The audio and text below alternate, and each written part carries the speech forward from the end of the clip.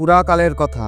তখন কৈলাস পর্বতের শিখরে ছিল সর্বরত্নে অলঙ্কিত, ছিল ছায়া সুনিবিড় ফুলে ফলে সুশোভিত, বৃক্ষ লতা ও গুল্ম ঢাকা, পারিজাত সহ অন্যান্য পুষ্পের সুগন্ধে চারিদিক থাকত আমোদিত। এখানে সেখানে দল বেঁধে নৃত্য করে বেড়াতো অপ্সরারা। ধ্বনিত হতো আকাশ গঙ্গার তরঙ্গ নিনাদ, ব্রহ্ম ঋষিদের কণ্ঠে শোনা যেত বেদধ্বনি। এই কৈলাস শিখরে শিব পার্বতী বাস করতেন।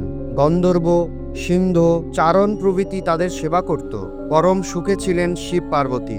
একদা পার্বতী শিবকে প্রশ্ন করলেন, ভগবান, আপনি ধর্ম, অর্থ, কাম ও মোক্ষদাতা। আপনি কোন ব্রত বা তপস্যায় সন্তুষ্ট হন? দেবী পার্বতীর কথা শুনে শিব বললেন, দেবী, ফাল্গুন মাসের কৃষ্ণপক্ষের চতুর্দশী তিথি রাত্রিকে শিবরাত্রি বলা হয়। এ রাত্রিতে উপবাস করলে আমি অত্যন্ত সন্তুষ্ট হই। স্নান, বস্ত্র, ধূপ, পুষ্প ও অর্চনায় আমি যতটুকু সন্তুষ্ট হই তার চেয়ে বেশি সন্তুষ্ট হই শিবরাত্রির উপবাসে। তিনি আরও বলেন, ব্রত পালনকারী ত্রয়োদশীতে স্নান করে সংযম পালন করবে, সপক্ষ, নিরামিষ বা হবিষ্যান্ন ভোজন করবে, স্থণ্ডিল, ভূমি বা বালু বিছানো যজ্ঞবেদী অথবা কুশ বিছিয়ে শয়ন করে আমার অর্থাৎ শিবের নাম স্মরণ করতে থাকবে। রাত্রি শেষ হলে শয্যা ত্যাগ করে প্রাতক্রিয়াদি করবে, অন্যান্য আবশ্যক কার্যাদি করবে, সন্ধ্যায় যথাবিধি পূজাদি করে বিল্লপত্র সংরক্ষণ করবে, তারপর নিত্য ক্রিয়াদি করবে, অতঃপর থন্ডিলে যজ্ঞবেদিতে সররবে প্রতীকে বা শিবলিঙ্গ বিল্লপত্র দিয়ে আমার পূজা করবে। একটি বিল্লপত্র দ্বারা পূজা করলে আমার যে প্রীতি জন্মে, সকল প্রকার পুষ্প একত্র করে কিংবা মণিমুক্তা, প্রবাল বা স্বর্ণনির্মিত পুষ্প দিয়ে আমার পূজা করলেও আমার তার সমান প্রীতি জন্মে না। প্রহরে প্রহরে বিশেষভাবে স্নান করিয়ে আমার পূজা করবে, পুষ্প, গন্ধ, ধূপাদির দ্বারা যথোচিত অর্চনা করবে। প্রথম প্রহরে দুগ্ধ, দ্বিতীয় প্রহরে দধি, তৃতীয় প্রহরে ঘৃত এবং চতুর্থ প্রহরে মধু দিয়ে আমাকে স্নান করাবে এবং পূজা করবে। এছাড়া যথাশক্তি নিত্য গীতাদির দ্বারা আমার প্রীতি সম্পাদন করবে। হে দেবী, এই হলো আমার প্রীতিকর ব্রত। এ ব্রত করলে অপস্য ও যজ্ঞের পুণ্য লাভ হয় এবং ষোলকলায় দক্ষতা জন্মে। এ ব্রতের প্রভাবে সিদ্ধি লাভ হয়। অভিলাষী ব্যক্তি সপ্তদ্বীপা পৃথিবীর অধীশ্বর হন। শিব পার্বতীকে আরও বলেন, এবার চতুর্দশী তিথির মাহাত্ম্য বলছি শোনো। একদা সর্বগুণযুক্ত বারাণসী পুরীতে ভয়ঙ্কর এক ব্যাধ বাস করত। বেটে খাটো ছিল তার চেহারা, কালো চোখ আর চুলের রং ছিল কটা, নিষ্ঠুর ছিল তার আচরণ।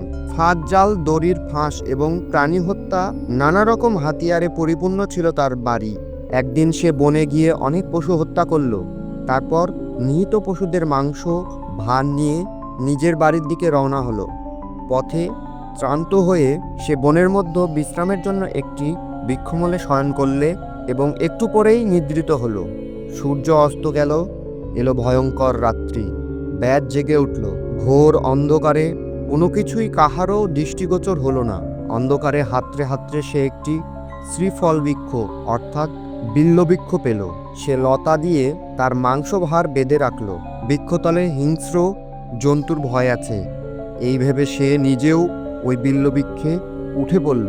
শীতে ও ক্ষুধায় তার শরীর কাঁপতে লাগলো। এভাবে সে শিশিরে ভিজেই জেগে কাটালো সারা রাত। দৈববশত সে বিল্লবৃক্ষের মূলে ছিল আমার অর্থাৎ শিবের শিবলিঙ্গ। তিথিটি ছিল শিব চতুর্দশী, আর ব্যাধও সেই রাত্রি কাটিয়েছিল উপবাসে। তার শরীর থেকে আমার শিবলিঙ্গের উপর হিম বা শিশির ঝরে পড়ছিল। তার শরীরের ঝাঁকুনিতে বিল্লপত্র পড়েছিল আমার শিবলিঙ্গের উপর। দেবী, তিথি মাহাত্ম্যে কেবল বিল্লপত্রে আমার যে প্রীতি হয়েছিল, স্নান, পূজা বা নৈবেদ্যাদি দিয়েও সে প্রীতি সম্পাদন সম্ভব নয়। তিথি মাহাত্ম্যে ব্যাধ মহাপুণ্য লাভ করেছিল। পরদিন উজ্জ্বল প্রভাতে ব্যাধ নিজের বাড়ি চলে গেল। কালক্রমে ব্যাধের আয়ু শেষ হলো। যমদূত তার আত্মাকে নিতে এসে তাকে যথারীতি যমপাশে বেঁধে ফেলতে উদ্যত হলো। অন্যদিকে আমার প্রেরিত দূত ব্যাধকে শিবলোকে নিয়ে এলো, আর আমার দূতের দ্বারা আহত হয়ে যমদূত যমরাজকে গিয়ে আমার পুরো দ্বারে উপস্থিত হলো। দ্বারে শিবের অনুচর নন্দীকে দেখে যম তাকে সব ঘটনা বললেন। এই ব্যাধ সারা জীবন ধরে কুকর্ম করেছে, জানালেন যম। তার কথা শুনে নন্দী বললেন, ধর্মরাজ, এতে কোনো সন্দেহ নেই যে ওই ব্যাধ দুরাত্মা। সে সারা জীবন অবশ্যই পাপ করেছে, কিন্তু শিবরাত্রির ব্রতের মাহাত্ম্যে সে পাপমুক্ত হয়েছে এবং সর্বেশ্বর শিবের কৃপা লাভ করে। এজন্য সে শিবলোকে এসেছে। নন্দীর কথা শুনে বিস্মিত হলেন ধর্মরাজ। তিনি শিবের মাহাত্ম্যের কথা ভাবতে ভাবতে জমপুরীতে চলে গেলেন। শিব পার্বতীকে আরও বললেন, এই হলো শিবরাত্রির ব্রতের মাহাত্ম্য। শিবের কথা শুনে শিবজয়া হিমালয় কন্যা পার্বতী বিস্মিত হলেন। তিথি শিবরাত্রির ব্রতের মাহাত্ম্য নিকটজনের কাছে বর্ণনা করলেন। তারা আবার তা ভক্তি ভরে জানালেন পৃথিবীর বিভিন্ন রাজাকে।